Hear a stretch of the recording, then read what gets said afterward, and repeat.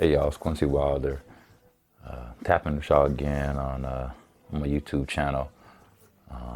Please like, subscribe, comment below. I'll be touching on different topics on basketball, AAU basketball, coaching, and today I just wanna talk about the athlete, right, and the parents when it comes to like AAU basketball. The one of the and I get, like I said, I get questions all the time, and I think there's just a way for me to kind of let you guys know what goes into the process, and I'll tap into a little bit of coaching as well. What goes into the process as far as like game planning. As a first of all, as a parent, now we have too many parents involved. Like some of you parents think you can coach and you can't. Let's just like if you didn't play, even if you played and you were weak, you know what I'm saying? And like I said, it's my channel, I can say what I want, right? If you just weren't good, and then all of a sudden in 2025, you wanna try to tell, somebody that was filthy, like how to do this and do that, like, or how to, that's like somebody telling me how to score basketball, and you were weak in high school, you know what I'm saying, in junior high and just all throughout, right? So let's just get that out the way. Like if you were weak, man, just sit down. You know what I'm saying? If they don't talk about you, you know what I'm saying, and on the block, or because for real, it's the people, right? It's the people that tell it. People be like, "Were you the best player ever playing high school?" I'll tell them, man, listen, you got to ask around, because I don't need, to tell everybody that I was the best ever played, in high school in Washington. Like, I don't need to do that. Like, some people gonna say yes, some people gonna say no, but I'm not gonna tell you. If you're talking about someone that played 20, 30 years ago and you're still talking about them, then obviously they were some type of factor, and that's just how I feel. And I just think like, now, and I have multiple teams. I do trainings, right? And it's always like I'm always studying, trying to get better, always working on things, trying to get better. And you got some of these parents, man, that either want to be you, want to coach a team and put together, but can't do it, try to do it, ends up falling through, or want to coach their kid and their kid ain't that good. So like there's just so many different factors, with these parents, and then trying to coach from the sideline or trying to give suggestions at practice, and you don't even have the resume, to be. I've seen it. You know what I'm saying? I've been a part of it, and those that know me, like, I don't really play around. Like when it comes to, I'll just tell you, like, nah, man, this is my program. Like, what qualifies you to do this or do that? I've had teams in my program where I've just cut the whole team because, it was, some of the parents were cool, some were dysfunctional, and some just like chaos or drama. So I think like the parents, man, like you can either make it smooth or you can make it rocky. And the thing is that when you go to, if your kid gets the privilege to play in college, then, the colleges are recruiting parents. If you're a headache parent, then your kid's not gonna go to college, right? So like I said, the parents need to just sit back. Like if I had a kid and right now and they were playing, like, I wouldn't need to talk to no coach. I wouldn't need to be at the practice yelling at the kids. Like there's nothing more disturbing when a parent wants to put a kid on your team and they're dealing with confidence issues, and then the parent comes to practice and they're doing all the yelling at the kid. Like, let me, that's why I'm in the position I'm in, you're in the position you're in. So let the kid, make a mistake. Let me coach them. You have to let your kid be coached. You can do whatever you can say whatever you got to say on the car ride home, but there shouldn't be any outbursts, at practices, at games on the sideline. There's too many kids looking in the stands at their parents, and they can't even perform because you worry about dad over there telling you you gotta hop back, you gotta follow through, you gotta do all these things, like, and you guys wasn't even no good. You know what I'm saying? Like, if you like, that's what I wish that we had. Like I wish it was a big icon on everybody's head, you know what I mean, like a cloud, and your resume, your basketball resume was up there. And then if it had zeros and you were under a certain percentage, then you couldn't even say nothing. You know what I mean? We could just put your lips on mute, for the game and for practice. You know what I mean? Because like I said, the parents can take the joy out of it, for the kid, for the team. There's some teams that won't even touch players because your parents a headache. You guys got to understand, like, if you were weak, there's nothing wrong with that. You know what I mean? You just were in the era that you were weak. You know what I mean? And like, I'm not knocking you. It's just that you weren't a part of it. You know what I'm saying? And so, like, sit down. That's the easiest thing I can tell you is sit down. Like I said, it's my channel. I can say what I want, but some of y'all need to just sit the hell down and get out the way. Because like I said, you guys mess it up for the kids, okay? And you make it hard to where people don't, that's the first thing people say, oh, hey, you got what's the name over there? Oh man, his parents, man, damn, they is such a headache, man. They don't even, and then parents is, you guys try to like, and you gotta understand something, let me give you some game. If you tell a secret to this parent over here, this parent is probably gonna tell someone else. And then it's gonna get back to the program director, or it's gonna get back to the coach. Instead of being like standing like standing on it firm, or standing on it, and just go talk to the person that you have an issue with, about a decision they made, or about where your kid is at in the rotation. They'll tell like 3 different secrets to 3 different people about, and then they'll talk about the people's kids to the other person. So if it's me and Ray sitting here, and then Bob sitting over there, Ray will tell Bob about me, and then Bob will tell me about, like, it just is crazy. You know what I mean? It's crazy, and like I said, that it's a problem, and I don't know where it comes from, but like, in my opinion, I feel that the parent wants to live through the kid to where they didn't ever get this opportunity, and so they're taking it in a way to where, like, it's really weird. Like, you got to just take yourself out of it. You know what I mean? And then let the kid have their own path, right? Nobody wants to hear what you have to say. You know what I mean? Like, you really don't. And you have qualified people out there that are on top of programs, that played, that have knowledge, and then you want to think you can compare your resume to theirs. It's not even close. It's not even close. That's why, I mean, it's like, if your name isn't a factor in the town, in the city, like, then you got to sit down. You know what I'm saying? Like consult somebody.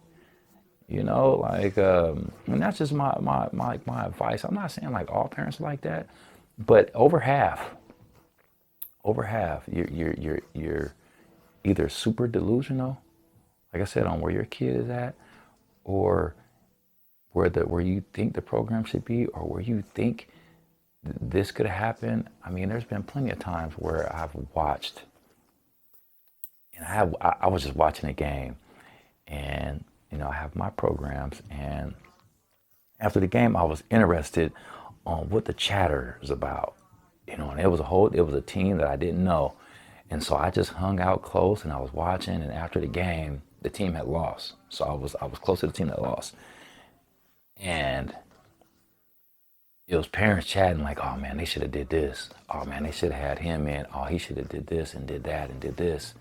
And it was just, so I was like, dang, it's not just my program. When you lose, it's, as a coach, and I'm jumping into coaching stuff right now, right? at, like, so I went on the parents. So now I'm going on the parents, on the coaches, are just, when you lose, people are always going to critique it. You know what I mean? In a different way. When you win, there's not a lot of critiquing going on. But when you lose, there's more, there's just more critiquing. People try to find out, well, you know, should have did this, and trying to find ways to discredit you, or discredit your decision making. You know, and when you're coaching, like, you got to understand that in the best coaches adjust, I feel. Like, you can adjust during the game. That's adjusting on the fly. Like, not adjust when you get home and watch a video, which, I mean, of course, that goes in the game plan for the next game, but you also have to be able to adjust on the fly when you see something. And you got to understand that with people, you have 10, 9 kids on the team. So as a coach, I mean, you have your rotations, okay? You're thinking about, because it's a chess game. So you're thinking about, okay, what defense are they in? Okay, what defense am I gonna run right now? How long has, you know, my starter's been running? Who's got these fouls? You know, which you got staff that help you out with that too. But as a coach, you're you know, and I find myself constantly thinking in game mode. You know, first of all, I prep before the game. Okay, I don't come to the game with just nothing. I try to find film on who we're playing. And this is just AAU, right? This is just AAU. I try to find film on who we're playing. I try to watch it. I try to see their weaknesses. I try to see, you know, are they good defensively? Do they close out offensively? Do they pressure? Do they press? Do they trap? Do they, you know, how's their zone sets? Is their weak side help? Is it slow? Are they walking the ball up the floor? It is, like, what offense are they running? And so, and then who's the best players? Who can shoot? Who can't? Right? Because I'm all about mismatches. If you can't shoot, I'm probably not going to guard you. Right? And so, in the course of a game, that's before the game. Going to the game, I mean, I got, you know, plays, you know, that I'm running, my defensive set, my out of bounds sets, you know, personnel, matchups, game flow. You know, you got your timeouts. I mean, you got, like, there's just so many, my mind works in so many different ways as far as the game. And then in the game, I'm obviously seeing the game from a different perspective than the player. So as a coach, I'm trying to be a step ahead as to what is going to happen, basically predicting, right? You're predicting and what you think is going to happen, the high probability of this happening. You know, if you know, players driving right, you know what you're seeing, and so, or, you know, trying to, like I said, trying to predict what they're going to do. And so in coaching, you're basically instructing. You know, it's like instructing the orchestra. You know, if you ever watch them, you know, like, okay, this is your part, this is your part, and I'm coaching the game, so I'm saying things, you know, to players. And at the same time, you got to remember, I'm in the game, and then I'm also on the bench as well, because you're looking at players playing time, you know, looking at who can help, who's going to give us a run, who's not going to fit into the rotation in this game, right? And so all these things are just quick, split second, you know, decisions that you have to make. And so all that going on, you know, and then when players come out, you know, some players want to know, hey, what did I, you know, did I do wrong, coach? Like, what happened? So, and sometimes you got to give them a little bit, hey, look, this is what you need to do next time down. And this, I mean, your assistant coach can do that, but sometimes, I mean, I'm by myself sometimes. So, yeah, it's a lot that goes into it. So you guys got to remember, the coaches, you know, mind, you know, how they work, and adjustments. And at the end of the day, people value and appreciate winning right?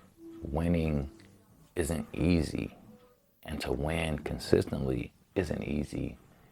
So that's why these coaches get a lot of money, and that's why the ones that don't win a lot, they get replaced fast. I'm just talking about like in the league or in college, but even in AAU, parents, right? You have coaches that are directors of programs, but then you can look at the parents that are like, because you guys pay for the service, so you guys can basically be like, not an owner, but and not a decision maker, so to say, but you are, so you're an important part of it.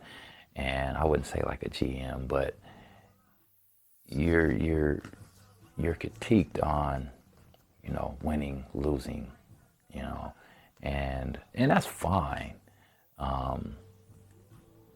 But as coaches, like I said, those are things that you have to like.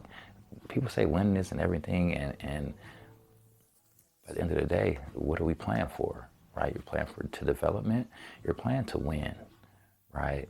And of course they say playing to have fun. Yeah, but basketball ain't always fun, right? Training ain't always fun. Practice ain't always fun. If you want to have fun, then you probably won't be the best. It's like I said, it's a lot that goes into it, and I think that as for players, we got to understand that a lot of people just ain't putting in the work. And so I'm jumping onto the players now, right? Because we went over the parents, went over the coaches, just as far as the mindset, the mentality, things we think about, to sum it up, like the winning is important. You know what I mean? You can't lose all the time. Like winning is important, especially like in youth sports. Of course, you want to get all these kids some experience, but at the end of the day, you have to win. Right? You have to win. It's just people will go other places or do other things. Nobody's going to be a part of a losing program all the time. And then as far as players, like we're not even they're not even putting in the work to be successful in this game. Like none of these people really know what it takes. You can ask a professional. You can ask people that have put in the work. But they really don't understand. As parents, you really don't understand what it takes, unless you've been a athlete, a collegiate athlete, I'll say. And then you got collegiate athletes, but then you got high major athletes that are in a whole different realm, right? Of, I don't know, Highline Community College, Seattle U, Seattle Pacific, and then you got Duke.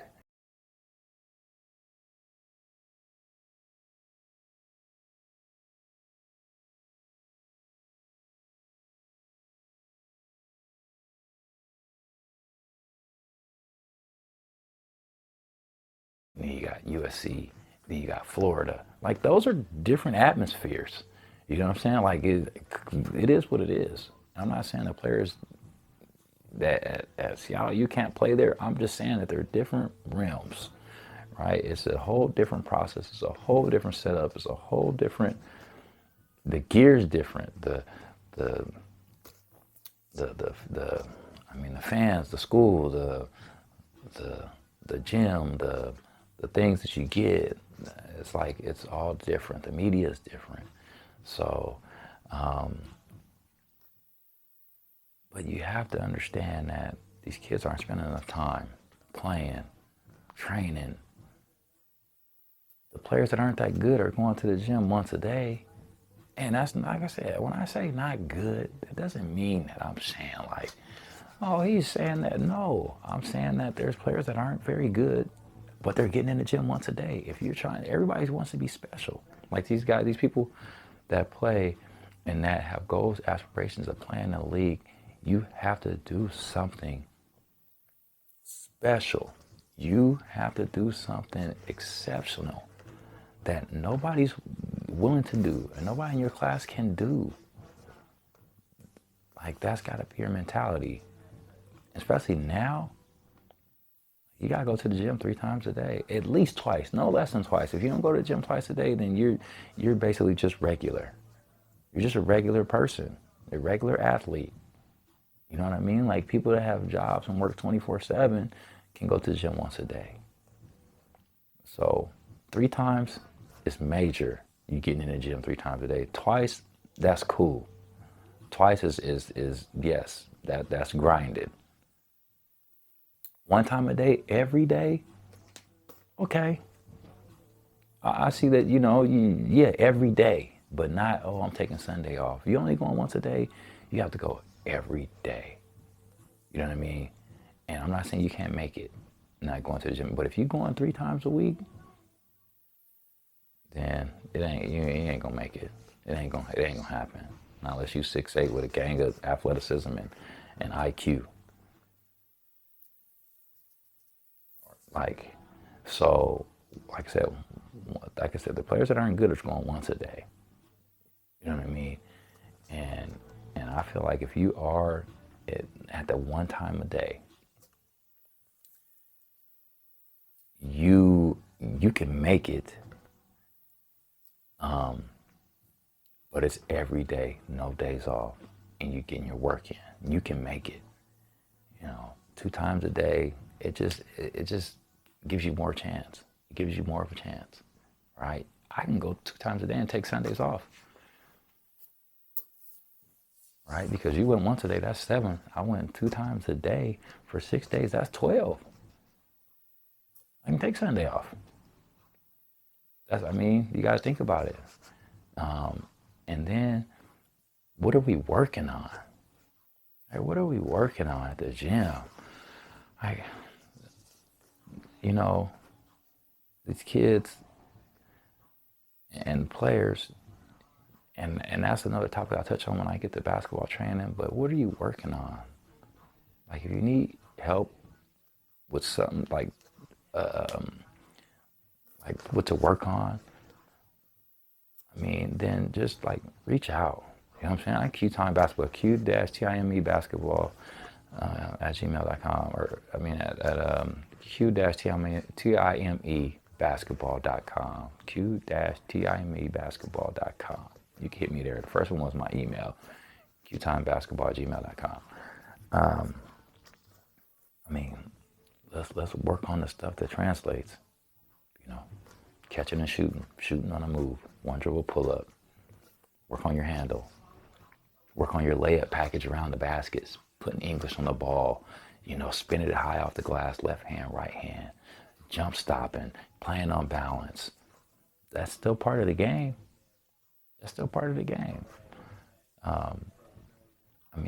That, like I said, that's my, advice and take on, parents, players, a little bit inside look on what the coaches, think about. And I'll touch base on that again, once I get further into the channel.